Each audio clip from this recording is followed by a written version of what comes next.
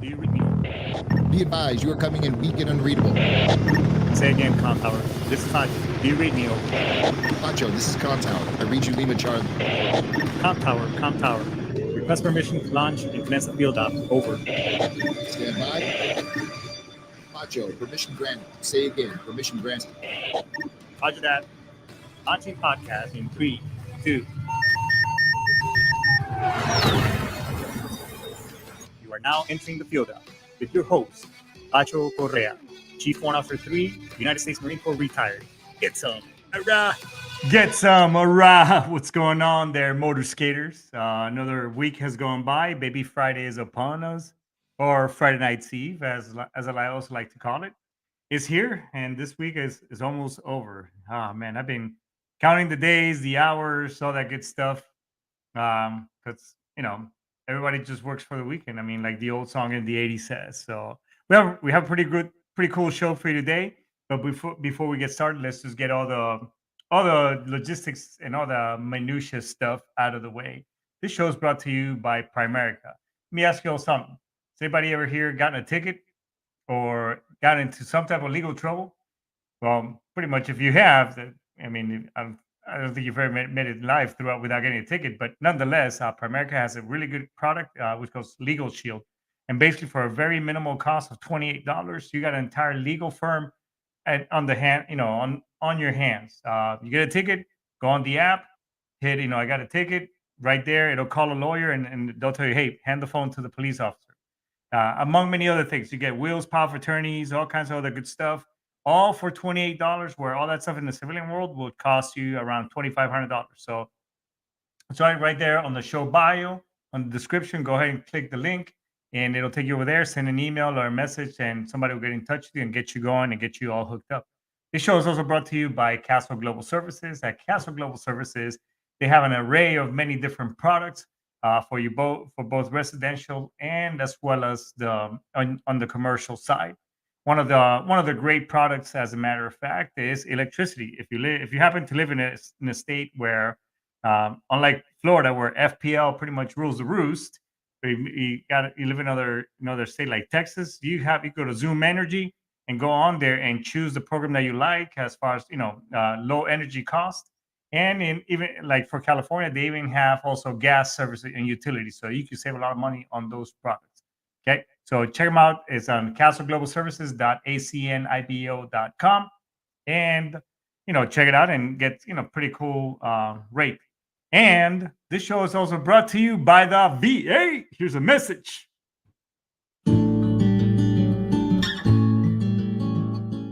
This message is from the U.S. Department of Veterans Affairs.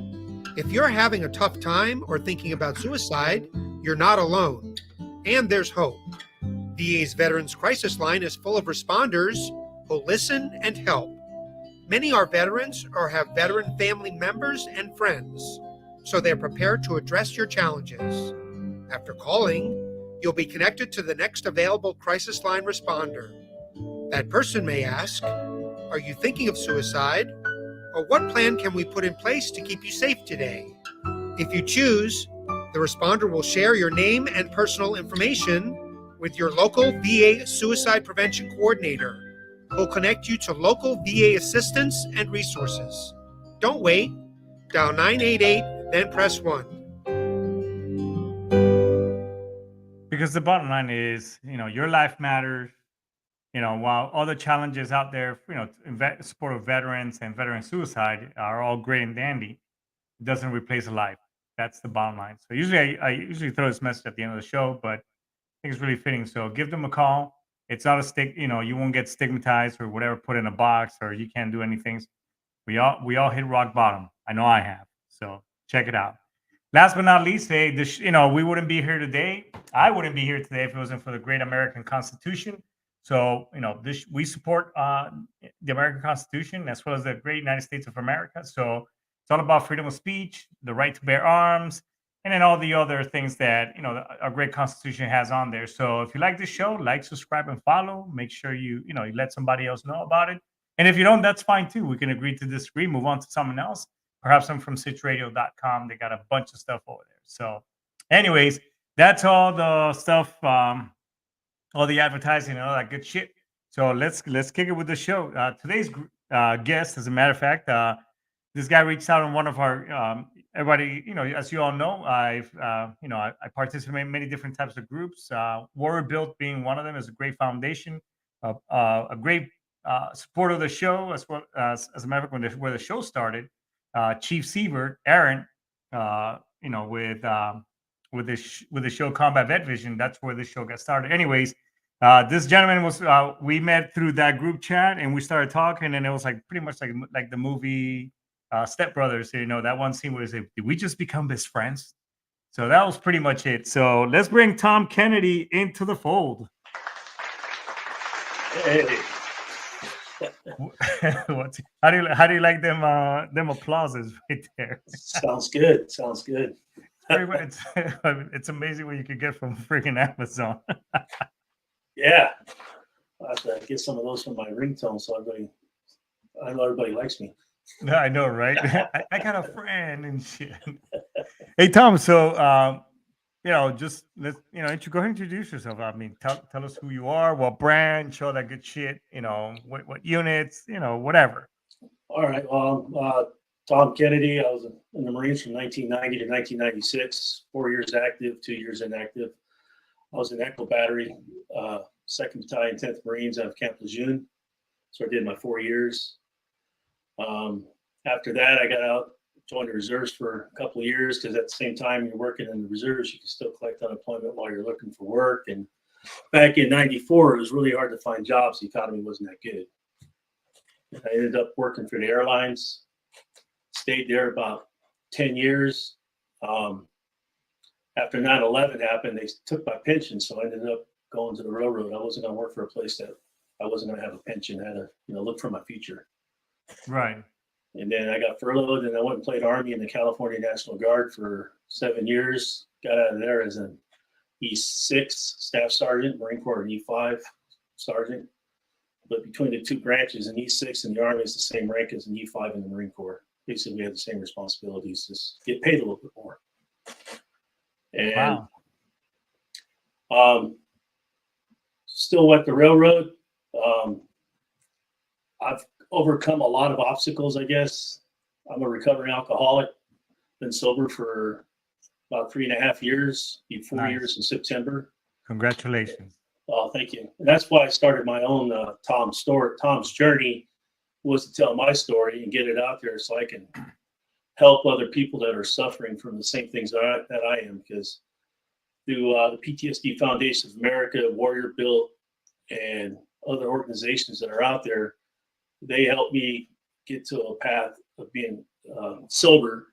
Plus, they gave me tools I can use to stay sober, especially since I suffer from PTSD, anxiety, and depression, and all that other stuff that comes with multiple tours of combat. So, I mean, I served in the first Gulf War. Supposed to go into Somalia, but we sat off the ship, but we kept acting like we're getting on the helicopter and stuff like we're going in.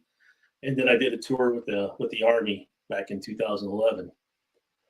But having all these organizations out here really keep me grounded and make me want to help other people get the same help that I got. So I try to stay as active as I can in all these different organizations. I'm also a lifetime member of the DAV, Chapter 92 up here in Victorville, California. I'm an executive officer. And I got involved in that because most of the people in those organizations are the same type of people who are in the VFW. They're the older generation, and we need some new young blood in there to keep those things going. It's great they've got all these other organizations out there, but we need to keep the old ones still going too. So no, I think it's important, belonging to many different chapters. So you started out so just to kind of recap a little bit. So you started out in the Marine Corps, and you did 4 years excuse me, 4 years in the Corps. Yes. Wow. How was that? I mean, I came in, right in 92 time frame. So when I came in, I mean, obviously, the movies of the time were Heartbreak Ridge, friggin', a few good men, all that shit. Obviously, so we've walked pretty much the same, somewhat of the same ground. So what was your original MOS? I was artillery, 0811. Okay. My last unit was 11th Marines. So Okay. that was an experience all in itself right there. Fuck, man. I mean, we lived. So I didn't mind the field, but after I left, I fucking hated it. Yeah. That's all you guys want to go do. Just pull fucking lanyards Yeah. Pull all string. year round. Oh, Yeah. Pull string, gun goes boom. yeah, gun go boom. No, go boom. Look, we're twirly bird. Nah, but it's all good. I mean, I was Motor T, so you guys used to beat the shit out of my trucks quite a bit. So Yeah. that was pretty freaking brutal. So how was your trip? How was that? Coming, because I thought about it. I did get out of the Marine Corps after my first enlistment, and I was also a tampon. I was also, that's what we called it when I was on I duty. I was also a tampon, reservist. So 1 week in a month, 2 weeks. I did that right after I got out for the paycheck and such, which wasn't too bad. And I was recently married, but uh, I did, when I started looking at coming back in because not out of need, but I missed it and I wanted to keep going. Um, I did look at other branches switching over to the Army, and I did talk to them, and because they had, excuse me, the whole warrant officer program and blah blah in the Marine Corps and this and that. But how was it for you? I mean, you actually went, transition over, National Guard. How was that, coming as a Marine, now going into the Army, so to speak? Well, it's a whole different atmosphere and ball game. I mean, just the respect level that, like in the Marine, the troops have towards their NCOs or staff NCOs is totally different than what I got when I was in the Army. I mean, I didn't have to go through the Army's part of where you have to get readjusted to being in the Army, because being a Marine, you don't have to go through their little mini boot camp. Right. But when I went to Fort Lee from my schooling, I was a 92 Fox, which is a petroleum supply specialist. And I only picked that because that's what I did when I worked at the airlines. I field aircraft. Okay. And the level of respect that I saw there, it wasn't there. And then I had to learn how to turn off the Marine in me, or I was going to get in trouble, because you can't snap at Army soldiers like you can snap at a Marine Lance Corporal or PFC. You can't knife hand them and what the fuck them? No, you can't fuck that. No, you can't do that. And then towards the end, you give them extra duty. You can't really watch them do their extra duty. They have to go all the way up. Where in the Marine Corps, you fucked up, they made you go dig a fighting hole. Sometimes it was big enough to put a Humvee in it.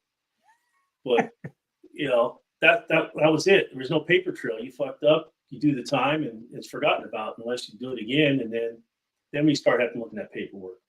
But in the Army, it's all about a paper trail. If I wanted to reprimand somebody, I can't take them aside and treat them like shit for a couple hours until they unfuck themselves. It's automatically write up. You have to write them up. And I don't believe in writing everybody up. I believe in giving everybody a chance.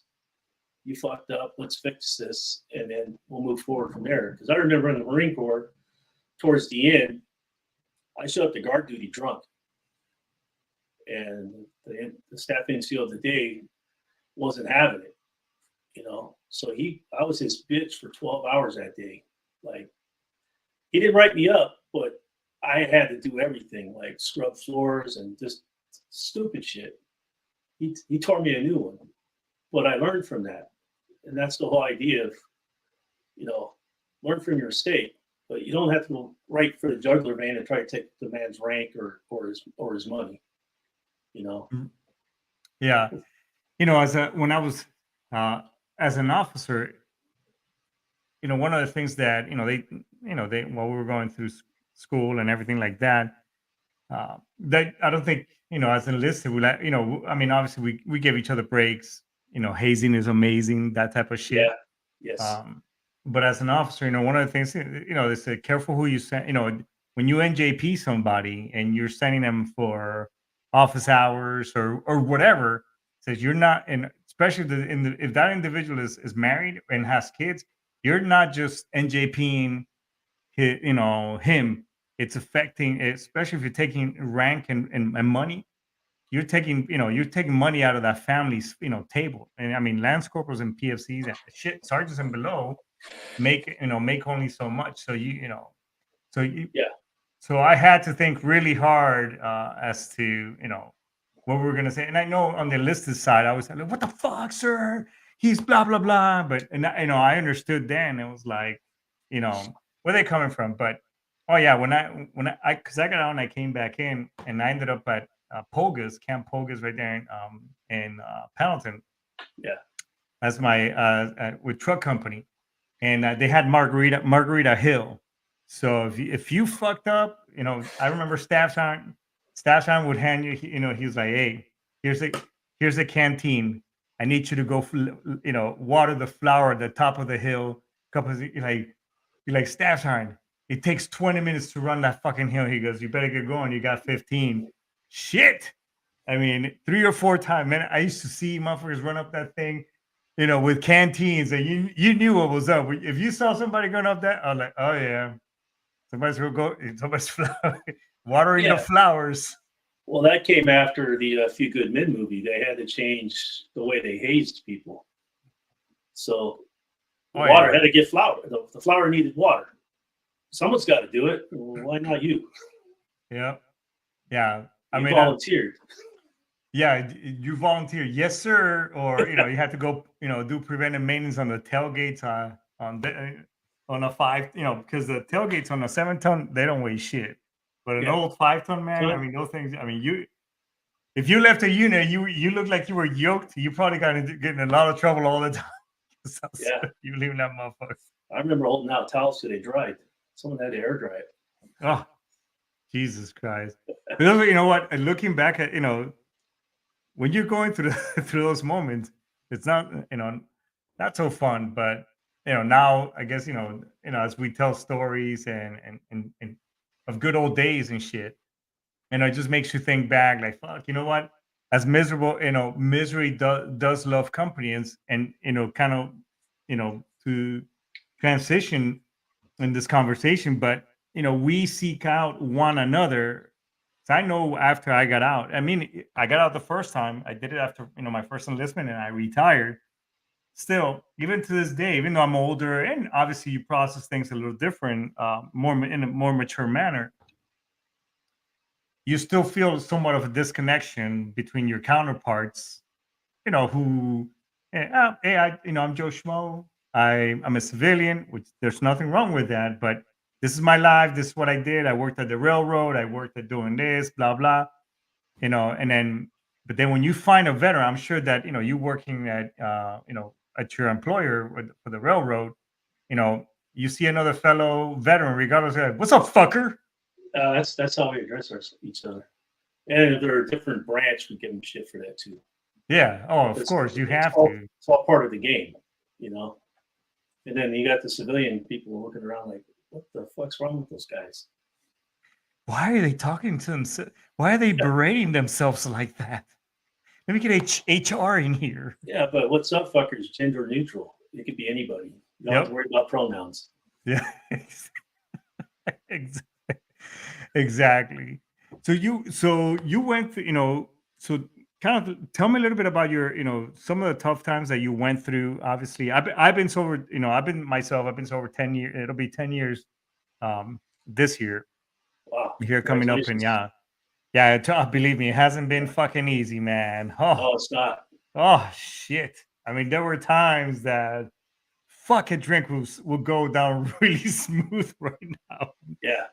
I'm not gonna lie, but tell me about some of some of those tough times, and I guess what made you hit rock bottom and then on the right path to recovery.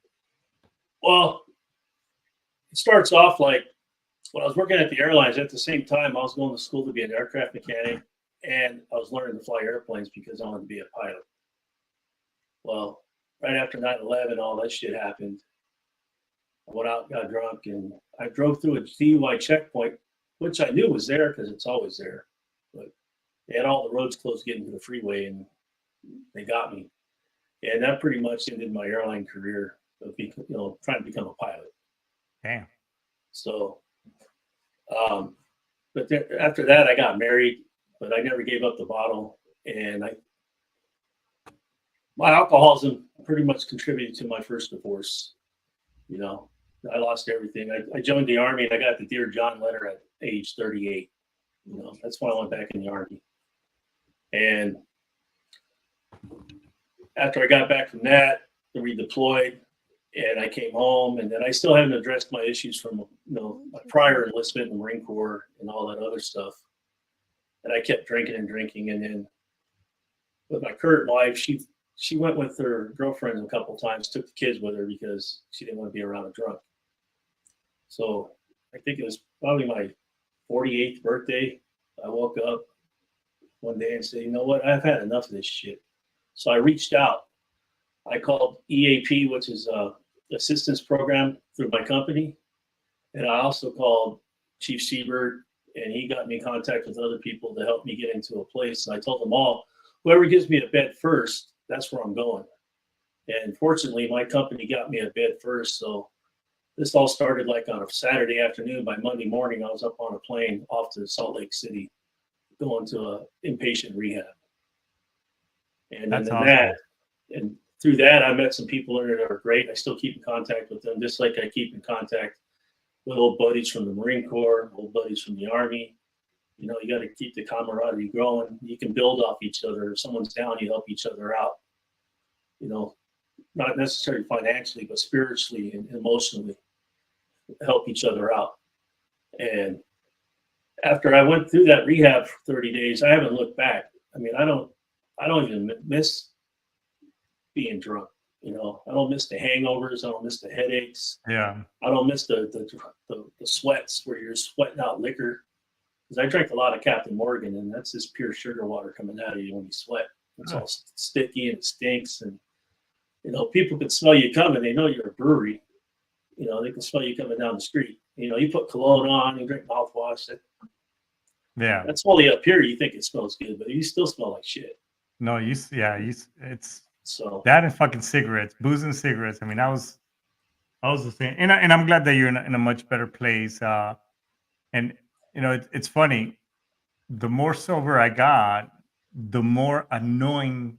And hey, if you drink, that's great, no judgment, whatever. But fucking drunk people, they're annoying as shit, dude. Yeah, I was one of them. I was like, holy shit, was I like this? Yep. I was like, what? You know what I'm saying? Oh. Yeah. And I've gotten to a point in my sobriety where I could be around other people that are drinking. It doesn't bother me anymore. Yeah. You know, in the beginning, I stayed away from it. I kind of retracted until I was, you know, mentally able to be around that stuff. Yeah. And it's okay now. Like, someone offered me one, no, man, I don't drink. You know, even like recently I got suspended from work for going through a red signal and got 30 days off. So I went to the river with my buddies that I've known since grammar school. And I used to party with them. That's what we did. We drank in high school all the way, junior high, everything. But when we got there, like, they knew I didn't drink, but we went to the club. They brought me waters and stuff. Like, they didn't force it on me, you know? And I can be around people that drink as long as they accept that I don't drink and don't offer it to me. Or if they do offer and they don't know, and I say, no, I don't drink, then they just, okay, cool. And I can hang out with the person. But if you keep pushing it, like, hey, man, you're a pussy. You should drink this, blah, blah, blah, blah. You know, I don't have time for that shit no more. It's usually, you know, and I mean, by the way, and I just want to give a shout out to Angel Figueroa for, hey, thanks for always supporting our show and throwing some awesome comments on there as well. But, you know, for me, again, you avoid at the beginning. You avoid all those places. I go to bars. I hang out, whatever. And because for me, I don't know if it's the same for you. I don't drink, people get all weird, like, oh shit, you know, like they feel judged. And I'm like, I don't give a fuck. Hey, do you, you know? So usually what I'll do is I'll get a no duels or something. I'll take off the label and, you know, just to kind of like, you know, just kind of like, because people get weird. They get weird around you. So just kind of like, you know, even the playing field, so to speak, you know, I'll just walk around with that, you know, or buy another favorite drink of mine is grenadine juice and club soda. To just make it look like, you know, again, put an umbrella in it. Right. It's not for me. It's actually for, because people get weirded out. Like, but but to your point, when people are like, oh, you should, what? Why the fuck are you not drinking? 'Cause I got family members, man, you should drink. Usually it's, they project that shit onto you because it's a reflection on themselves. Like, oh, maybe they got, some demons that they battle with, um, on their own.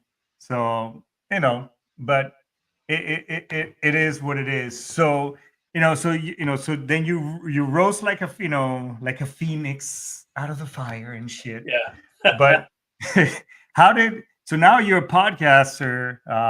You do your own podcast as well as you got an Instagram. So how did you get into the whole podcasting, and how did that lead to Inspector Shitter, which is your Oh. Instagram? Well, the whole podcasting thing kind of started off like I want to be an expat and I want to move to the Philippines. And there's a gentleman on there that has a YouTube channel called Every Man Has a Story.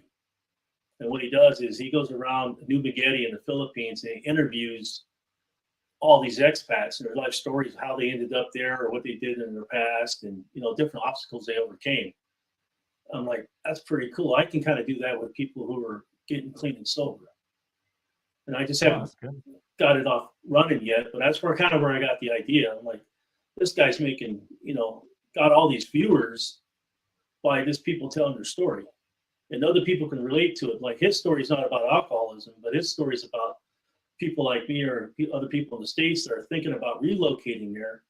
And they're explaining to you all the things you have to go through to live there and what to expect before you get there.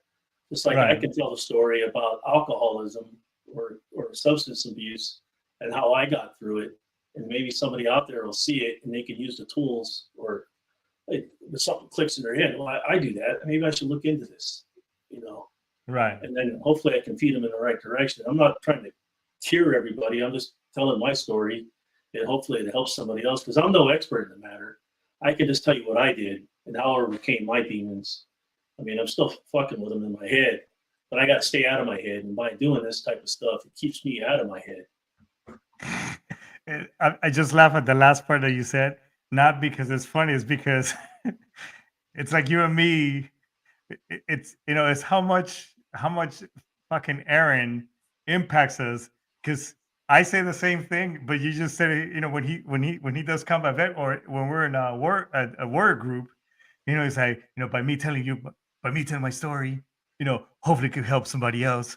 I was in the line of duty, killed, blew up twice in Iraq, brought back to life. It's just so we when we used to do group, everybody, by the time it was like we used to just like kind of mumble Aaron's story, but it's great that, and you're right, yeah, you find the common ground, like, hey, if this dude did it, yeah, he lost his pilot's license, or to be able to move on and to be able to be a pilot, or like in my case, fuck, this dude almost killed himself, while he was still on active duty, and then was having some really bad shit happening, 2018, 2019. Hey, if these two fuckers, that are still good looking, if they can do it, maybe I can too. You know what I'm saying? Yeah, I mean, even me finding out about Warrior Built came through Brian Colburn. Like another friend reached out to Brian Colburn, and then Brian Colburn reached out to Chief Seabird, and Seabird called me, and that's how I ended up with Warrior Built going to that. And that was probably 5 or 6 years ago. But even at that time, I wasn't ready to quit drinking. The only time you're ready to quit drinking is when you're ready. You don't do it for somebody else. You have to do it for yourself or yourself. Yeah. Yes. And unfortunately, and I mean that's 100%, because to some, although I don't have any contact with my sister, she's and God bless her wherever she's at. And she's a big time drug addict for many. And I used, and again, it's all about projection and reflection of you. And I used to just, I had this, not, I guess you could say hate, whatever it is, but I used to see myself in the subconsciously as, because my thing was drinking, but I didn't think I had a fucking problem. Everybody else did. I mean, mine was as a sleep hit, but that's another story on my show. But I got to understand her, and because I was like, why the fuck can you just stop drugs? And again, projection, because I was, drinking was my thing, and and yeah, I used to berate her and all kinds of shit, just again, into being sober. But in the end, if that person, you can wish it all you want, you can fucking whatever. If they ain't ready, they're not gonna do it. You know what I'm saying? Right. Right. Because I've tried AA before in the past. Even the courts made me go to AA when I got my DUI. I wasn't ready then. And then my wife's friend's husband was in AA for many years, 6, 7 years. And then he got me to go to AA. I wasn't ready then. But I wasn't ready till I was ready, But I also look at AA too as, well, I was forced by the courts. Like, that's not me. But I'm glad there's a place like this for people like this. Yeah. But I was that fucking person. I just wasn't ready to admit it. Yeah, for me, I mean, and again, it's a great thing, and if that's all you have available, use every tool possible. But for me, it just the group thing, and hey, my name is Pacho, blah blah. And even when I was going through outpatient program at Wounded Warrior Battalion in Camp Pendleton, I just couldn't do the group fucking thing, man. I do better one-on-one. Yeah. And with the doc as they're doing their wizard shit on my head and taking me back to my I do great on that, but just group environment on War, the only exception to that, and I'm not, shout out to Warbill, but Warbill was the only fucking place where I could do that. Everywhere else, I'm like, man, these are just a bunch of fucking Lance Corporals and privates just bitching, whatever. But yeah, Warbill was the thing for me. So great if you can do those group things. For me, it wasn't for me. When I quit, when I got sober, one, obviously almost committing suicide is one thing, will wake you up. But two, I just didn't want to, I didn't make a promise to my kids with my kids. Hey, look, Poppy's getting sober, blah, blah. I just didn't want to go back on my word. That was my shit, Yeah. Well, my kids were so open. Remember drunk.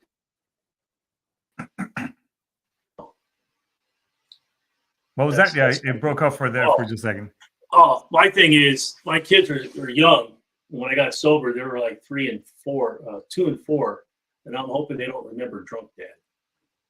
That's my thing. And they won't. They won't. My kids. I mean, they just knew. Hey, but why is Poppy always so quiet? Or at night, hey, why is this dude going? But when they see you, being the right path and doing right by them, everything else goes to the ways. Just and I'm sounds from the time that you and I met and talked, sounds like you set a good example to them, and that's what they're gonna remember. You tell them, hey, I made my mistakes, and you own up and you own them. It'll be good to go, because my relationship with my kids is fucking fantastic, man. I mean, and they're part of my support group. If I'm not all there, at a moment or whatever, they'll ask me, hey, are you okay? And no, I'm not. And it's okay not to be okay. You know what I'm saying? Yeah. That was the hardest thing for me to admit too, being okay not to be okay. Yeah. Because we try to keep it in. We don't want to project weakness. Yeah. Because we're thinking we're protecting them, but in reality, no, they want, they just want, your loved ones want to know what the fuck's going on with you. Let them in, Yeah. That type of shit. Well, hey, tell me right quick about Inspector Shitter.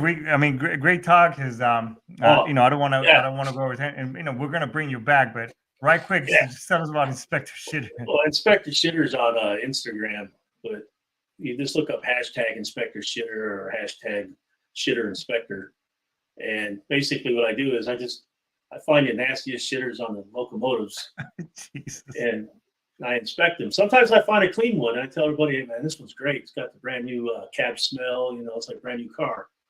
Then I find one with blue water everywhere and other stuff.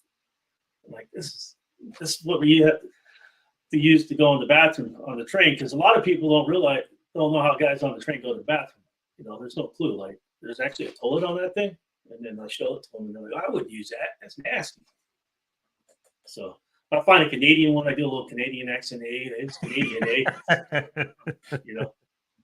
So if you're somewhere in Mexico, will you do Yeah, a Mexican accent? Yeah, Faro The sheet Mexico. all over the sheeter. Yeah, a Faro Mexican train. They got Faro Mexico. That's a trainer. They got KCS Southern de Mexico. That's another engine that belongs to Mexico. I haven't gotten one of those yet, but if I get one of those, I'll try to do a being a gringo, I hope people don't take it wrong. Fuck it, man. Again, freedom of speech. I mean, yeah, if they can't take a joke, fuck them, dude. You know, and that's coming from a Hispanic person, Latin, whatever. I don't know what we call ourselves nowadays because there's so many fucking pronouns and designations. But yeah, it's good. I mean, I find that shit hilarious. You know what I'm saying? So yeah, a lot of people think it's funny. I mean, it's grown really big on Instagram. Like a couple of them got like a couple thousand hits like in one day. You know, I might make money on Inspector Shitter. Hey, you know. Whatever entertains, man. I again, we walk, those of us who walk, worn combat boots, a time or two, we do have a pretty dark sense of comedy, so to speak. So it's all good. You know what I'm saying? But well, dude, we're running out of time. I know. Right. Brian is doing like the comedian flickering the lights, backstage, but. Can we, would you be open to coming back to the show? See, there he is. He's flicking the light switch. That's awesome. Yeah, well, brother, sure. hey, first of all, thanks for your service.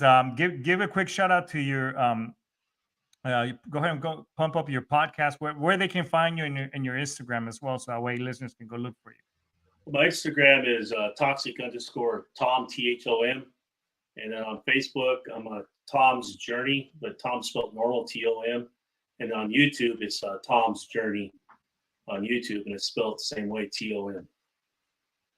So, yes, and I just want to say to Angel, yes, bring back fucking spit shine shoes, jungle boots, and all that good shit, because all this new shit just ain't fucking working. But thanks for your service, everybody. Thank you for being here, Tom.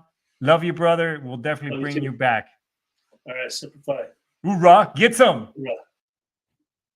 Hey, that was a pretty good conversation. Again, we, like Tom said, by us, by him, myself, Chief Siebert, and everybody else that's been on the show, like Jorge Vientos.